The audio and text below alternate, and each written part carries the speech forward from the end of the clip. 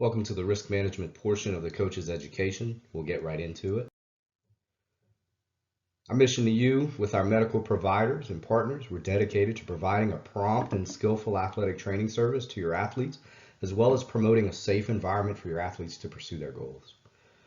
Our school system partners, where we're providing athletic training services for, is Acadia, Iberia, St. Landry, and Vermilion Parish public high schools, as well as a list of private high schools below. Medical partners, we have hospital partners, sports medicine fellowship trained and board certified orthopedic surgeons. You'll meet those at the end of the presentation. Physical therapy clinics, concussion solutions, and other specialty fields upon request. Certified strength and conditioning specialists or nutritionists. We have those resources available for you should you need. Going right into serious sports injury law, otherwise known as Act 352. Serious sports injury is defined as an injury that results in a sports-specific loss of function. If your athlete sprains their ankle and we're able to tape them up and evaluate them and see that there's nothing seriously injured or that could further injure the athlete, and they're able to maintain their sports-specific function and go back and play, then that athlete wouldn't have succumbed to a serious sports injury. State law mandates education is required for coaches and school officials as well as parents and students. This presentation serves as the education portion for coaches and school officials. We'll go over parents and students on a later slide. When an athlete's injured, it's determined by law that we have to figure out if there's a loss of function or not. That has to be done by an MD, physician's assistant, registered nurse, or an athletic trainer. Are the only ones that can determine serious sports injury or not per the law.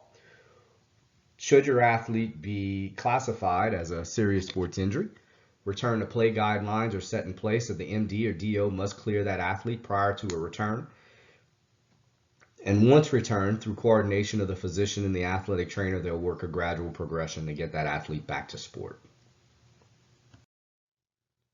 Visually, serious sports injury looks like this. Number one, up at the top.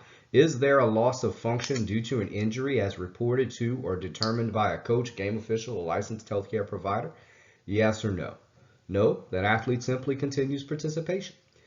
Yes, remove the athlete from participation and seek the medical assistance of the MD, DO, physician's assistant, nurse practitioner, athletic trainer who's readily available near you. Figure out if they have a sports-specific loss of function. Yes or no? Yes. Evaluate, return to play medical clearance status. No, athletes disqualified from participation until the athlete can be cleared by the MD or DO. Time for action and preparing. It is always good to have an emergency action plan. EAPs involve all parties and go over their roles in the event of an emergency. It's going to discuss how to communicate with EMS. You can see there in the second section. Activation of EMS, 1-2 steps with subsets. Always want to make sure we hang up last. We want to make sure that the EMS has all the information that they need prior to arriving to the scene. We want to know and list where emergency equipment is stored, such as the AED, splints, and emergency medicine. The EAPs provided by Louisiana Athletic Care at all 30 of our schools also include emergency heat management, as well as general lightning protocol, which is not on the next slide. It'll also talk about and have venue-specific plans. The venue-specific plans and emergency action plan is coming from a big push of a couple of national organizations for all states to implement, and that these are the most effective emergency action plans when each athletic venue site has its own specific instructions on how to respond to an injury. We'll also discuss the topic of medical timeouts, as many of you have probably seen that through your previous sports seasons this past year. Medical timeout has been implemented by the LHSAA. It's a crucial part in the final stage in planning for emergencies. Typically involves a school administrator or a coach or an athlete and the athletic trainer, as well as EMS and anyone else involved in the emergency response around an athletic venue. You can see the steps that the LHSAA wants us to cover. In the medical section, we're typically discussing emergency response. What are we going to do if we have a collapsed athlete? What are we going to do? How are we going to respond if we have a suspected spine injury or if we need the AED or have to use CPR? We'll discuss access to airway with EMS prior to the game as your athletic trainers. We're going to create signals for specific emergency response, whether we need a spine board or an AED. We'll discuss field accesses for ambulance. How are they going to get to the injured athlete? And discuss location of emergency equipment. Where is the board stored? Where is the AED and emergency splint stored? In the fall and outdoor sports, we'll talk about heat and humidity adjustments when it's hot, and we'll discuss a lightning plan and location for safe shelter. Other policies and protocol involving athletic care. Each school system that Louisiana Athletic Care is a partner of has an established athletic training handbook, policy handbook in place. This document is guided by the parish superintendents, private school headmasters, principals, administrators. Our athletic training medical directors and our athletic trainers created this document. It's important education topics, including pre-participation exams, as well as reporting of injury protocol and weather protocol. It's established guidance for the use of student aides and managers, and what's appropriate and inappropriate for us to count on those students to do in helping us maintain a successful athletic department. It'll also discuss ATR rooms, the athletic training room expectations, regulations for new athletic trainers to establish themselves with some rules. Athletic training standing orders are important. This allows me as an athletic trainer to practice in the state of Louisiana by having a medical director and standing orders. This is done with conjunction of our physicians and taken into consideration many national medical protocols. Other items that are listed into the policies and procedures document, you can see here, medical director general treatment orders, our administrator signatures, other items such as concussion management protocol, preventing sudden death in sport. For reporting of injuries, for prompt attention, injuries or illnesses got to be reported to our athletic trainers as soon as someone knows. No injury should be treated as minor or irrelevant. Everything needs to be evaluated. What may seem minor or irrelevant to us may have a completely different picture for a student athlete or a parent. And it's our job to check those guys out and make sure they're safe for participation.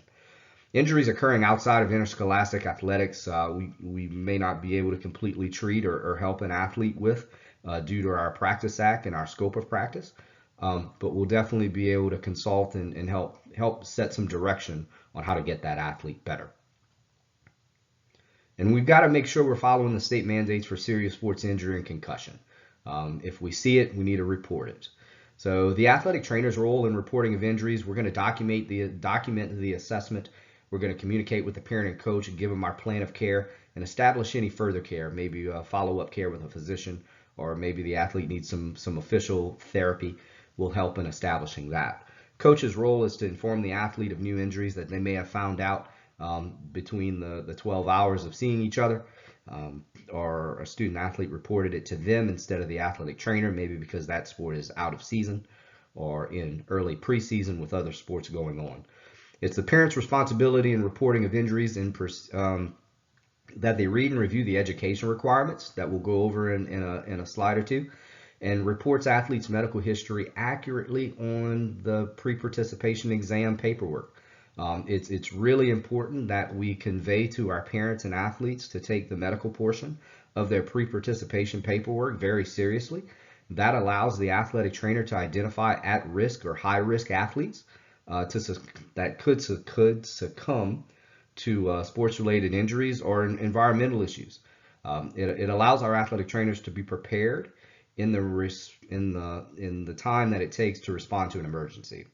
It's the athlete's responsibility to also read and review education requirements and report their injuries or ailments to the athletic trainer or coach as soon as they can. Here you're looking at the medical portion of the pre-participation packet, topped off by our emergency contact form. This gives the athletic trainer information on the athlete, how to contact the parent, who to contact, as well as a brief medical history, and gives us our permission to treat bullets and understanding points that allow us to safely practice as athletic trainers. Attached to that emergency contact form, you'll see our serious sports injury sheet second, followed by concussion education sheets for the parent and student athlete. These are vitally important that they go out with our complete physical packets each year to document that we've educated our students and parents on these regulated laws for injuries. Almost to the finish line. We always say this at the end of the presentation. Despite all the generic recommendations that are made, every athlete needs to individualize their training and competition regimens to optimize personal performance. And this also goes with healing. The same injury for two different athletes may take two different completely timelines. And we have to understand that all of our athletes are individuals. Just like they learn individually and differently in the classroom, they're going to respond on the athletic field in their own ways as well. You can find our service surveys at laathleticare.com, linked at the top of the page. If you have any questions, feel free to let us know. Give us a call, 800-672-4504, extension 15. You'll reach my line. We'll be more than happy to help you out with anything you know. And last but not least, wanted to introduce you to our healthcare providers that make it possible to bring athletic training services to Iberia Parish. Number one, Dr. Andre Sinak on the left and Dr. Seth Rosenswag on the right, as well as Iberia Sports and Rehabilitation Physical Therapy Clinic. All make it possible for us to have athletic training services within our schools. These guys have a willingness to get our student athletes in as soon as we need them to, and are more than happy to help you coaches that may get hurt demonstrating drills or just being some weekend warriors. Just want you guys to know that we're here for you. We want to wish you guys the best upcoming academic and sports years. If you have anything or need anything from us, please don't hesitate to reach out. And hope everyone has a great day. Thank you.